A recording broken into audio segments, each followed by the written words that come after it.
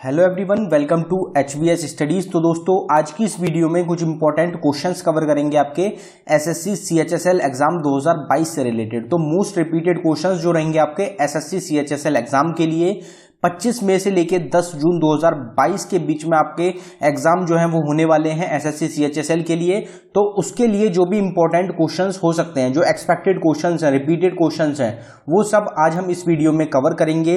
अगर आपको वीडियो पसंद आए, वीडियो को लाइक करें, शेयर करें, चैनल को सब्सक्राइब कर लें। जो प्रीवियस ईयर के आपका एग्जाम हुआ है एसएससी CHSL का, उसके बेस्ड क्वेश्चंस आपको प्रोवाइड कराए जाएंगे। तो चलिए वीडियो स्टार्ट करते हैं, देखते हैं पहला क्वेश्चन क्या है। तो हमारा पहला क्वेश्चन है, in which of the following year was the All India Harijan Sevak Sangh founded. तो ऑल इंडिया हरिजन सेवक संघ कौन से साल में फाउंड किया गया था? जो आपकी 13 अगस्त 2021 की शिफ्ट रही थी उसमें ये क्वेश्चन पूछा गया था। तो इसमें आपका आंसर हो जाएगा 1932। 1932 में आपका ऑल इंडिया हरिजन सेवक संघ को फाउंड किया गया था। अगर ऑल इंडिया हरिजन सेवक संघ की बात करी जाए तो आपसे ईयर तो पहले पूछा जा चुका है, लेकिन अगर आपसे डेट पूछ ली जाए तो आपकी डेट क्या हो जाएगी? 30 अक्टूबर 1932 आपकी डेट हो जाएगी जब फाउंड किया गया था ऑल इंडिया हरिजन सेवक संघ को। इसको फाउंड किसके द्वारा किया गया था? तो महात्मा गांधी के द्वारा 1932 में फाउंड किया गया था ऑल इंडिया हरिजन सेवक संघ को। इसका हेडक्वार्टर कहाँ पे लोकेटेड है? तो इसका हेडक्वार्टर है दिल्ली में लोकेटेड। अगर कुछ और आपकी फॉर्मेशन से रिलेटेड बात कर ली जाए तो ऑल इंडिया किसान सभा को कब फाउंड किया गया था? तो 11 अप्रैल 1936 को फाउंड किया गया था ऑल इंडिया किसान सभा को। अगर आपसे ये पूछ लिया जाए तो इसको किसके द्वारा फाउंड किया गया था? तो सहज आनंद सरस्वती के द्वारा फाउंड किया गया था ऑल इंडिया किसान सभा को। All India Muslim league most important रहती है एग्जाम में, इसका ईयर काफी पूछा जाता है। तो इसको 30 दिसंबर 1906 में फाउंड किया गया था। कहां पे किया गया था? तो बांग्लादेश की कैपिटल रहती है ढाका, वहां पे फाउंड किया गया था ऑल इंडिया मुस्लिम लीग को। बांग्लादेश की कैपिटल है ढाका और बांग्लादेश की करेंसी है टाका। अगर आर्य समाज की बात करी जाए तो 10 अप्रैल 1875 को फाउंड किया गया था आर्य समाज को। आर्य समाज के फाउंडर आपसे पूछे जाते हैं, दयानंद सरस्वती के द्वारा फाउंड किया गया था आर्य समाज को। फिर आता है Indian national Congress. Indian national Congress, जिसको कि हम INC के नाम से भी जानते हैं, इसको 28 दिसंबर 1885 में फाउंड किया गया था A.O. ह्यूम के द्वारा। बेसिक क्वेश्चन है लेकिन एग्जाम में रिपीट होता है। पहले इसके प्रेसिडेंट कौन थे? तो 1885 में उमेश चंद्र बनर्जी इंडियन नेशनल कांग्रेस के प्रेसिडेंट थे। महात्मा गांधी के द्वारा कौन सा सेशन प्रेसाइड किया गया था इंडियन नेशनल कांग्रेस का? 1924 का जो बेलगांव सेशन था उसमें प्रेसिडेंट रहे थे महात्मा गांधी। अगला क्वेश्चन देखते हैं हमारा, the Raman Magsaysay Award was established in which year. Raman Magsaysay Award को कौन से साल में एस्टेब्लिश किया गया था? तो हमारा आंसर हो जाएगा 1957। 1957 में आपका एस्टेब्लिश किया गया था रमन मगसेसे अवार्ड को। ये भी आपका 2021 में क्वेश्चन पूछा गया था। अब यहाँ पे अवार्ड से रिलेटेड जो मेजर अवार्ड्स हैं, हम उनके जो एस्टेब्लिशमेंट ईयर हैं उनको देख लेंगे, जिससे कि आपके आने वाली शिफ्ट में कोई भी अवार्ड से रिलेटेड एस्टेब्लिशमेंट पूछी जाए तो आपको पता हो। तो अवार्ड्स जो एस्टेब्लिश किए गए थे उनको एक बार देख लेते हैं। भारत रत्न हो गया या पद्म अवार्ड्स तो हो गए, भारत रत्न हो गया, पद्म विभूषण हो गया, पद्म भूषण हो गया, पद्मश्री हो गया, ये सब कब एस्टेब्लिश किए गए थे? तो 1954 में इनको एस्टेब्लिश किया गया था। परमवीर चक्र, वीरता में जो सबसे बड़ा ऑनर है इंडिया का, उसको कब एस्टेब्लिश किया गया? 1950 में। शौर्य चक्र आपका 1952 में एस्टेब्लिश किया गया। व्यास सम्मान और सरस्वती सम्मान दोनों पूछे जाते हैं, 1991 में दोनों को ही एस्टेब्लिश किया गया था। ज्ञानपीठ अवार्ड मोस्ट इंपॉर्टेंट, 1961 में इसको एस्टेब्लिश किया गया। दादा साहिब फाल्के अवार्ड, जो कि आपकी फिल्म इंडस्ट्री है उससे रिलेटेड सबसे बड़ा ऑनर होता है, वो आपका 1969 में आपका इस्टेब्लिश हुआ था। द्रोणाचार्य अवार्ड, द्रोणाचार्य अवार्ड होता है आपका जो स्पोर्ट कोचेज होते हैं उनसे रिलेटेड, तो कोचेज की फील्ड में सबसे बड़ा अवार्ड हो जाएगा, 1985 में आपका इस्टेब्लिश हुआ था। ध्यानचंद अवार्ड, ये आपका हॉकी से रिलेटेड होता है, 2002 में इसको एस्टेब्लिश किया गया था। राजीव गांधी खेल रत्न अवार्ड, जो कि स्पोर्ट्स फील्ड में सबसे बड़ा ऑनर होता है, जिसका नाम बदलकर अब कर दिया गया है ध्यानचंद खेल रत्न अवार्ड, इसको 1991 में ही एस्टेब्लिश किया गया था। तो व्यास सम्मान, सरस्वती सम्मान और ध्यानचंद खेल रत्न अवार्ड तीनों को ही 1991 में एस्टेब्लिश किया गया। इंटरनेशनल गांधी पीस प्राइज आपका कब इस्टेब्लिश किया गया? 1995 में। गांधी पीस प्राइज मिल जाता है आपको, 1995 में इस्टेब्लिश किया गया था। साहित्य अकेडमी अवार्ड कब इस्टेब्लिश किया गया? 1954 में। 1954 में साहित्य अकेडमी अवार्ड भी और पद्म अवार्ड्स भी। अगला क्वेश्चन देखते हैं अब हमारा, which of the following Buddhist sites is located in Uttar Pradesh. तो इनमें से कौन सी साइट है जो कि उत्तर प्रदेश में लोकेटेड है। तो बुद्धिस्ट जो होते हैं, जो बुद्धा थे, गौतम बुद्ध जो होते हैं, जिनका असली नाम था सिद्धार्थ, उनसे रिलेटेड यहाँ पे बात की गई है। 4 इंपॉर्टेंट साइट्स रहती हैं जो कि आपको एग्जाम में काफी ज्यादा पूछी जाती हैं। तो अगर उनकी आपसे बात करी जाए कि उत्तर प्रदेश में कौन सी लोकेटेड है, तो इसमें आपका आंसर हो जाएगा सारनाथ।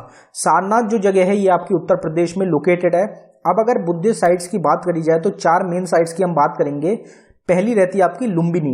लुम्बिनी कपिलवस्तु जो कि आपकी नेपाल में, यहाँ पे जन्म हुआ था गौतम बुद्ध का। फिर दूसरी आती है बोधगया। बोधगया जहाँ पे महाबोधि टेम्पल बनाया गया है, बिहार में लोकेटेड है। यहाँ पे एनलाइटमेंट की प्राप्ति करी थी, नॉलेज की प्राप्ति करी थी गौतम बुद्ध ने। फिर तीसरी आती है जो हमारा क्वेश्चन रहेगा सारनाथ। ये कहाँ पे है, उत्तर प्रदेश स्टेट में। यहाँ पे जो गौतम बुद्ध थे उनके द्वारा उनका पहला सरमन दिया गया था। फिर आता है कुशीनगर। कुशीनगर भी उत्तर प्रदेश में है और सारनाथ भी उत्तर प्रदेश में। यहाँ पे डेथ हुई थी, गौतम बुद्ध की डेथ हुई थी, उन्होंने परिनिर्वाण जो है उसको प्राप्त किया था। तो ये आपकी 4 रहती हैं जो कि बुद्धा लाइफ से रिलेटेड आपकी रहेंगी। अगला क्वेश्चन देखते हैं हमारा, where is the famous pilgrim spot of Sikhs Shri Harmandir Sahib located. तो श्री हरमिंदर साहिब जो कि सिख लोग होते हैं उनका एक फेमस पिलग्रिम स्पॉट रहेगा। तो मोस्ट इंपॉर्टेंट रहता है, काफी ज्यादा मान्यता है इसकी। अब अगर इसका हम दूसरा नाम आपको बता दें तो आप करेक्ट आंसर बिल्कुल आंख बंद करके कर सकते हैं। इसका दूसरा नाम है गोल्डन टेम्पल। तो गोल्डन टेम्पल आप सुनते ही आपको आंसर आ जाएगा अमृतसर। अमृतसर जो कि आपका पंजाब में, वहां पे लोकेटेड है आपका श्री हरमिंदर साहिब टेम्पल। ये आपका पिछले साल का क्वेश्चन है, 2021 में इस क्वेश्चन को पूछा गया था।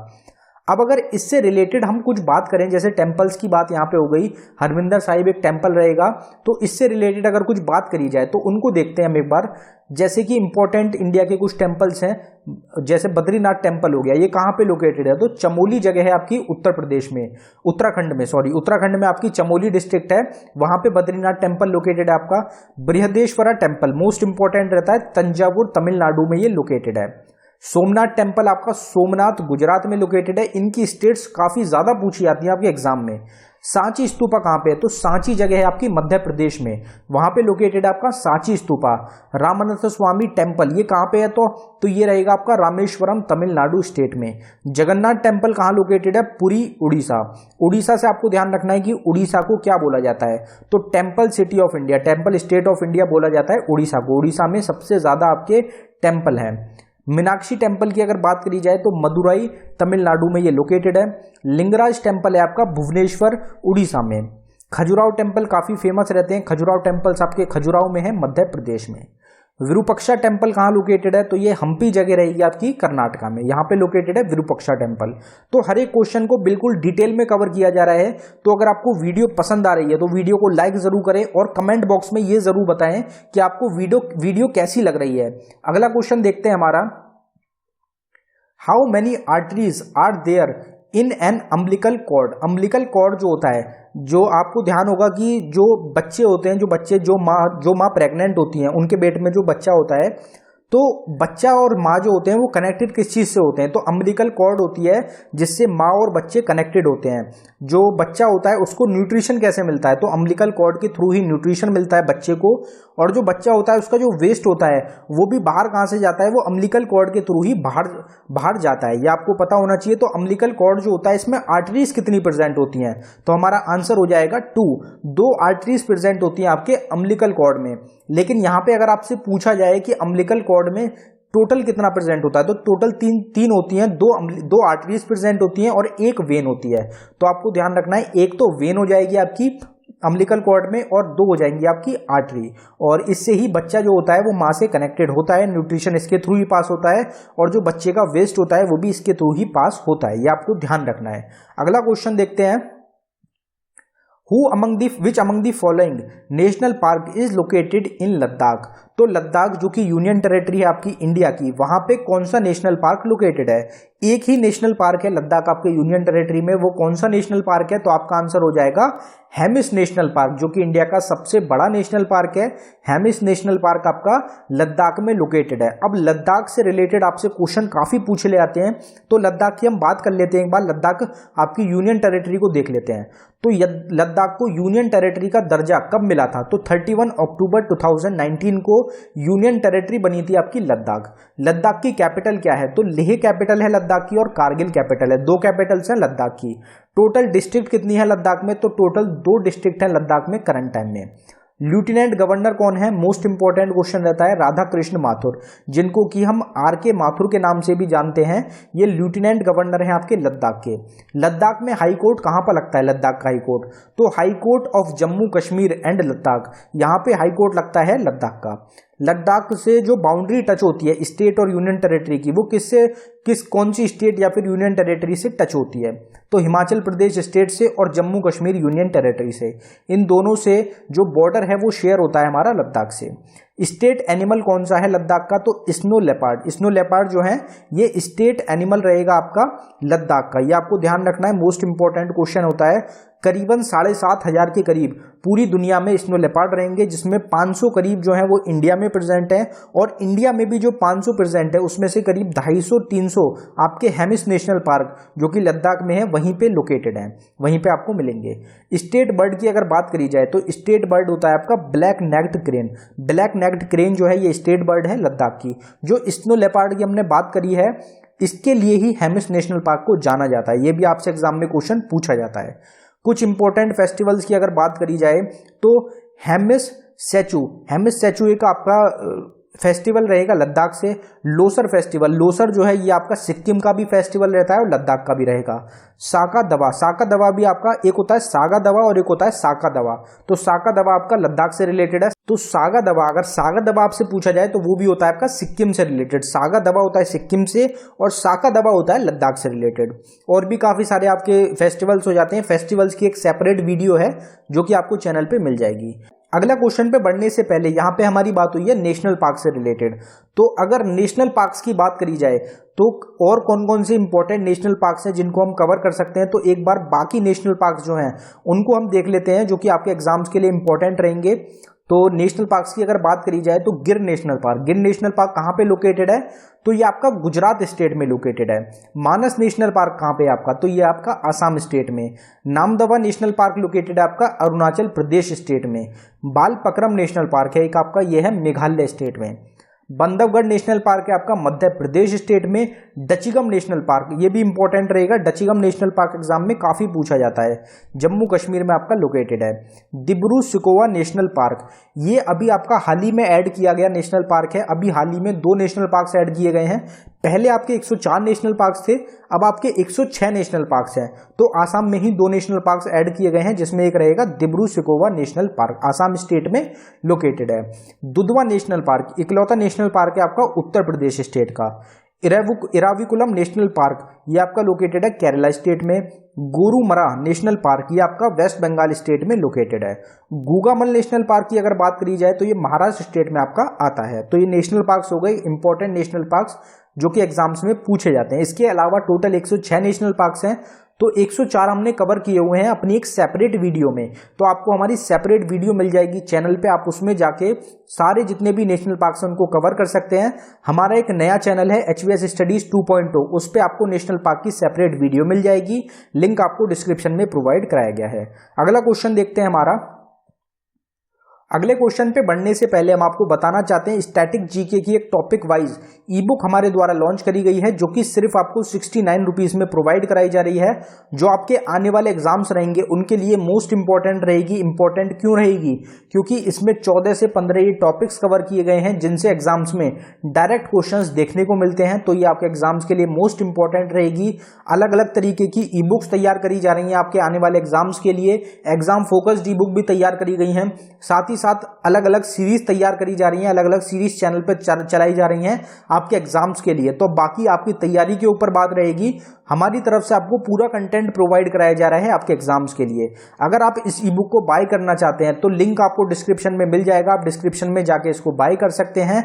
नीचे हमारी जीमेल आईडी है, आप इस पर डायरेक्टली मेल कर सकते हैं अगर डाउनलोडिंग में कुछ इश्यू आता है पेमेंट के बाद। अगला क्वेश्चन देखते हैं हमारा, who among the following won the 10th national ice hockey championship trophy in Gulmarg in Jan 2021। तो जनवरी 2021 का ये करंट अफेयर का क्वेश्चन था, क्योंकि आपका जो अगस्त में पेपर हुआ था उसमें ये क्वेश्चन पूछा गया था। अब जो आपका पेपर होगा उसमें ये क्वेश्चन नहीं पूछा जाएगा, क्योंकि ये पुराना करंट अफेयर हो चुका है। अब जो 11th national ice hockey championship हुई है 2022 में, उससे रिलेटेड आपसे पूछा जाएगा, तो हम उसको भी कवर करेंगे। तो 10th national ice hockey championship किसके द्वारा जीती गई, जो कि ऑर्गेनाइज हुई थी आपकी गुलमार्ग में। तो हमारा आंसर हो जाएगा Indo Tibetan border police. Indo Tibetan border police के द्वारा जीता गया था 10th national ice hockey championship को। 11वां जो हुआ है, अभी जो हुआ है 2022 में, वो किसके द्वारा जीता गया। तो 11th की बात हम करते हैं। 11th national ice hockey championship आपकी हुई है 2022 में, किसके द्वारा इसको जीता गया। तो Indo Tibetan border police ITBP के द्वारा ही जीता गया है, 10th भी और 11th भी। 11th का वेन्यू क्या रहा था, तो वेन्यू रहा है आपका काजा हिमाचल प्रदेश में। वेन्यू भी पूछा जा सकता है। ऑर्गेनाइज किसके द्वारा किया गया, तो ice hockey association of India के द्वारा इसको ऑर्गेनाइज किया गया। रनर अप टीम कौन सी रही है, तो army sports control board runner up रहा है आपका नेशनल आइस हॉकी चैंपियनशिप में। ITBP को डेवलप कब किया गया है, तो 1962 में डेवलप किया गया था ITBP को। 1962 में इंडिया और चाइना का वॉर हुआ था, जिस कारण की वजह से ITBP को डेवलप किया गया था चाइना को काउंटर करने के लिए। तो आपको ध्यान रखना है 1962 आपका करेक्ट आंसर हो जाएगा। यहाँ पे स्पोर्ट्स से रिलेटेड बात हुई है, तो स्पोर्ट्स की पहले बात कर लेते हैं हम। स्पोर्ट्स आपके 2022 में जो भी आपके स्पोर्ट्स हुए हैं उनको किसके द्वारा जीता गया, उनकी वेन्यू क्या रही। मोस्ट इंपॉर्टेंट टॉपिक है, इससे 100% एग्जाम्स में क्वेश्चन पूछे जाते हैं।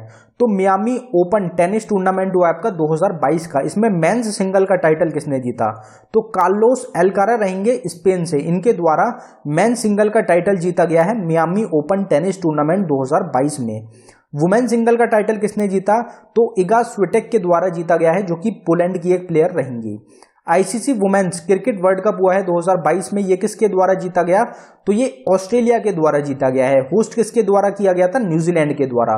न्यूजीलैंड के द्वारा होस्ट किया गया था और ऑस्ट्रेलिया ने न्यूजीलैंड को हरा के ICC women's cricket world cup को जीता है। तो न्यूजीलैंड आपका रनर अप भी रहेगा।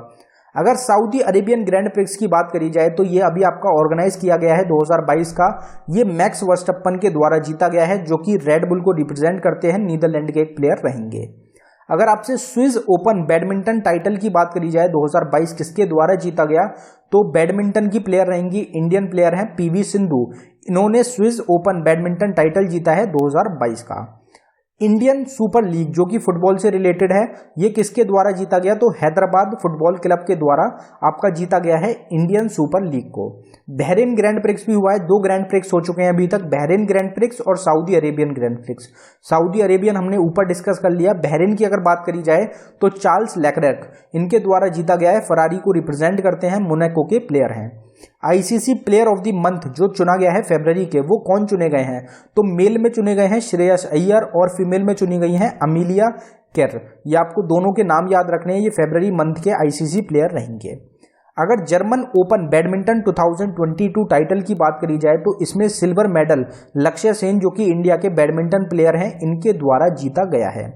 अगर ISSF वर्ल्ड कप की बात करी जाए 2022 का, इसमें सबसे ज़्यादा टाइटल किसके द्वारा जीते गए, तो इंडिया के द्वारा सबसे ज़्यादा टाइटल जीते गए हैं ISSF वर्ल्ड कप 2022 में।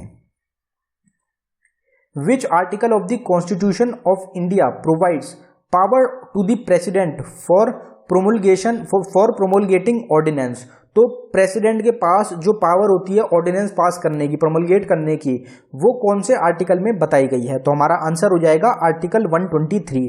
तो आर्टिकल 123 के मुताबिक प्रेसिडेंट के पास एक पावर होती है, स्पेशल पावर होती है ऑर्डिनेंस की, ऑर्डिनेंस को प्रोमोलगेट करने की, ये आपका बताया गया है आर्टिकल 123 में। 123 आर्टिकल आपका इससे रिलेटेड हो जाएगा। अगर प्रेसिडेंट ऑफ इंडिया की बात करी जाए तो उनके आर्टिकल जो होते हैं, जो प्रेसिडेंट ऑफ इंडिया के आर्टिकल्स हैं वो कौन कौन से रहेंगे, तो उनको एक बार कवर करते हैं हम।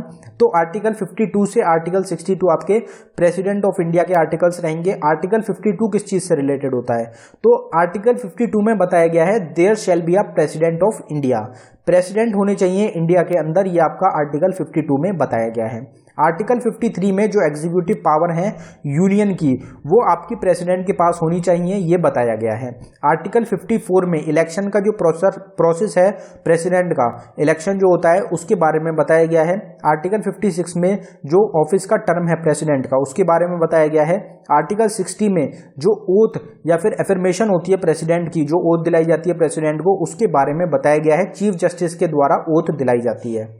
आर्टिकल 61 में इम्पीचमेंट प्रोसेस जो है प्रेसिडेंट का उसके बारे में बताया गया है। आर्टिकल 72 में बताया गया है जो प्रेसिडेंट के पास पावर होती है पार्डन की, उसके बारे में बताया गया है। और कोई भी जो केस होता है उसके लिए जो स्पेशल पावर है सस्पेंड करने की, रेमिट करने की और कम्यूट करने की किसी भी सेंटेंस को, ये पावर होती है प्रेसिडेंट के पास, ये भी आपका आर्टिकल 72 में ही बताया गया है। आलू यतू is a folk dance form from the state of, तो आलू यतू जो है एक फोक डांस रहेगा, फोक डांस फॉर्म है, कौन सी स्टेट से रिलेटेड है, तो हमारा आंसर हो जाएगा नागालैंड। तो नागालैंड जो स्टेट है आपकी, वहां का एक इंपॉर्टेंट फेस्टिवल ही होता है हॉर्नबिल फेस्टिवल, जो कि एग्जाम्स में पूछा जाता है। तो नागालैंड की ही आपकी एक फोक डांस फॉर्म है आलू यतू, ये आपको ध्यान रखना है। The concept of reservation of seats from scheduled caste and scheduled tribes in the House of People is highlighted in Article Dash of the Constitution। तो House of the People जो है उसमें scheduled caste और scheduled tribe SC/ST के लिए जो reservation होती है सीट्स की, वो जो बताया गया है वो कौन से आर्टिकल में बताया गया है, तो हमारा आंसर हो जाएगा आर्टिकल 330। आर्टिकल 330 में बताया गया है SC/ST की जो रिजर्वेशन सीट्स होती हैं हाउस ऑफ द पीपल में, उसके बारे में। Which of the following is a tributary of the river Brahmaputra that flow through Bhutan, तो भूटान में, तो भूटान जो आपकी कंट्री रहेगी, हमारी नेबरिंग कंट्री है, वहां पे ब्रह्मपुत्र रिवर की एक ट्रिब्यूटरी फ्लो करती है, उसका क्या नाम है, तो यहाँ पे इंडिया की बात नहीं हुई, यहाँ पे आपसे भूटान में फ्लो करने वाली ब्रह्मपुत्र की जो भूटान में फ्लो करती है एक ट्रिब्यूटरी, उसका क्वेश्चन पूछा गया है। और ये आपका 2021 की शिफ्ट का क्वेश्चन है, ये आपसे पूछा गया था। तो हमारी जो नेबरिंग कंट्रीज हैं उनकी जो रिवर्स होती हैं वो भी आपको पता होनी चाहिए। तो कौन सी रिवर रहेगी, तो हमारा आंसर हो जाएगा वांगचू रिवर। वांगचू रिवर रहेगी आपकी, जो कि आपकी फ्लो करती है, ब्रह्मपुत्र रिवर है, ब्रह्मपुत्र रिवर की एक ट्रिब्यूटरी रहेगी और ये फ्लो करती है आपकी भूटान कंट्री में। ये आपको ध्यान रखना है। इंडिया में भी आसाम में कुछ पार्ट इसका आता है, लेकिन ये कुछ बहुत छोटा सा पार्ट आता है और वो खत्म हो जाती है वहां पे, तो वो आपका माना नहीं जाता कि वो इंडिया में ये फ्लो करती है। तो ये ट्रिब्यूटरी आपकी जो कि भूटान में फ्लो करती है। अगर ब्रह्मपुत्र रिवर की बात करी जाए तो ब्रह्मपुत्र रिवर की ट्रिब्यूटरीज हम देख लेते हैं एक बार, तो लहासा, नियांग, पालुंग, ज़ेंगबो, लोहित, धसीरी, कोलुंग, कमेंग, मानस, बेकी, रेडक, जलधका, तीस्ता और सुबनसिरी, ये आपकी ट्रिब्यूटरी रिवर्स हैं ब्रह्मपुत्र रिवर की। लेफ्ट फ्लोइंग भी रहेंगी और राइट फ्लोइंग भी रहेंगी, तो ये सब आपकी ट्रिब्यूटरीज हैं ब्रह्मपुत्र रिवर की, आपको ध्यान रखनी है। आप इनको कहीं पे नोट कर सकते हैं, आपको पता होना चाहिए कौन कौन सी ट्रिब्यूटरीज हैं। अगर आपसे ओरिजिन की बात करी जाए तो हिमालयन से ओरिजिन होता है आपका ब्रह्मपुत्र रिवर का। ओरिजिन आपका अगर ग्लेशियर पूछ लिया जाए तो चिमायुंग डुंग, चिमायुंग डुंग जो है ये ग्लेशियर रहेगा तिब्बत का, जहां से ओरिजिनेशन होती है आपकी ब्रह्मपुत्र रिवर की। अगर ये पूछा जाए कि ब्रह्मपुत्र रिवर आपकी एंड कहाँ पे होती है, तो बे ऑफ बंगाल में जाके आपकी खत्म हो जाती है ब्रह्मपुत्र रिवर। अब तिब्बत से फ्लो करना स्टार्ट करती है। फ्लो कहाँ कहाँ पे करती है, तो तिब्बत से ये एंट्री लेती है इंडिया के अंदर अरुणाचल प्रदेश से। अरुणाचल प्रदेश से पास होते हुए ये आसाम में जाती है और फिर आसाम से ये जाती है बांग्लादेश कंट्री में। बांग्लादेश में फ्लो होने के बाद ये बे ऑफ बंगाल में जाके खत्म हो जाती है। तो ये आपको ध्यान रखना है कि इंडिया की दो स्टेट्स हैं, अरुणाचल प्रदेश और आसाम, जहाँ पे ब्रह्मपुत्र रिवर फ्लो करती है। जो सबसे बड़ा आइलैंड है दुनिया का, मजूली आइलैंड, वो भी आपका कहाँ पे है, आसाम में। ब्रह्मपुत्र रिवर फ्लो करती है और आसाम में ही वो आपका लोकेटेड हो जाएगा, Majuli island. The ICTP Ramanujan prize is awarded annually for excellence in, तो रामानुजन प्राइज किस चीज में दिया जाता है, रामानुजन नाम से आप ध्यान रख सकते हैं क्योंकि इंडिया के एक बहुत बड़े मैथमेटिशियन रहेंगे, तो मैथमेटिक्स की फील्ड में आपका दिया जाता है रामानुजन प्राइज। चंद्र नगोर जिसको कि चंदन नगर के नाम से भी जाना जाता है, was a dash colony captured by the British navy on 23 मार्च 1757। तो 23 मार्च 1757 को ब्रिटिश नेवी के द्वारा कब्जा लिया गया था चंदर नगौर, जिसको कि चंदर नगर के नाम से भी जाना जाता है। ये एक कॉलोनी थी, किसकी? डच की थी, डेनिश की थी, फ्रेंच की थी या फिर पोर्तुगीज की थी? तो इसमें आपका आंसर हो जाएगा फ्रेंच कॉलोनी थी, जिसको कैप्चर किया था ब्रिटिश नेवी ने 23 मार्च 1757 को, जिसका नाम रहेगा चंदन नगर या फिर Chandar Nagaur. Carbon and energy requirements of an autotrophic organism are fulfilled by. तो ऑटोट्रॉफिक ऑर्गेनिज्म वो होते हैं जो अपना खाना जो होता है वो खुद बनाते हैं, जैसे कि प्लांट्स हो गए। प्लांट्स जो होते हैं वो अपना खाना खुद बनाते हैं। तो प्लांट्स की यहाँ पे बात करी गई है। कार्बन और एनर्जी की जो रिक्वायरमेंट्स होती है वो कैसे फुलफिल करता है? प्लांट जो होता है वो अपनी कार्बन और एनर्जी की रिक्वायरमेंट को कैसे फुलफिल करता है? तो आपको ध्यान होगा, सूरज जो होता है वो आपका मेन रोल इसमें प्ले करता है, और आपका प्रोसेस होता है फोटोसिंथेसिस का।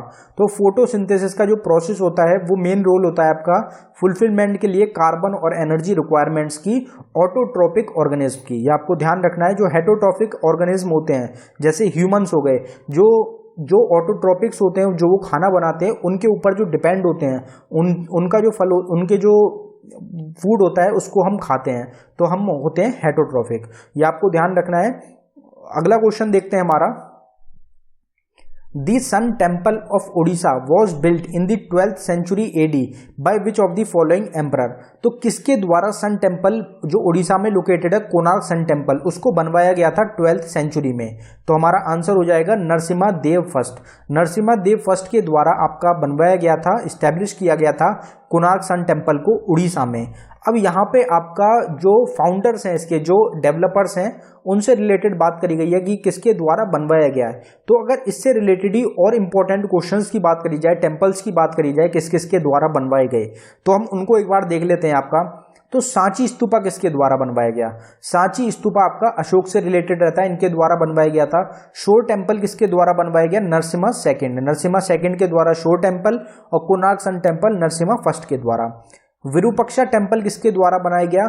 तो चौलक्यास जो थे बदामी के, उनके द्वारा इसको बनवाया गया था, एस्टेब्लिश किया गया था। महाबोधि टेम्पल बिहार में लोकेटेड है, गौतम बुद्ध से रिलेटेड रहेगा। पालास, तो पाल डायनेस्टी के जो रूलर थे, पालास जो थे, उनके द्वारा इसको डेवलप किया गया था। बृहदेश्वरा टेम्पल जो आपका लोकेटेड है, ये राजा फर्स्ट के द्वारा बनवाया गया है। जगन्नाथ टेम्पल जो आपका पुरी उड़ीसा में है, ये अनंत वर्मन के द्वारा डेवलप करवाया गया था। खजुराहो टेम्पल्स मध्य प्रदेश में चंदेलाल जो थे, जो चंदेला डायनेस्टी के रूलर थे, उनके द्वारा आपका डेवलप करवाया गया था। हजारा टेम्पल आपका कृष्ण देव राय के द्वारा डेवलप कराया गया था। मीनाक्षी टेम्पल आपका बनवाया गया है तिरुमला नायक के द्वारा। गोल गुंबज जो कि आपकी बीजापुर में लोकेटेड है, ये मोहम्मद आदिल शाह के द्वारा इसको डेवलप किया गया था, बनवाया गया था। विजय स्तंभ किसके द्वारा बनवाया गया? तो राणा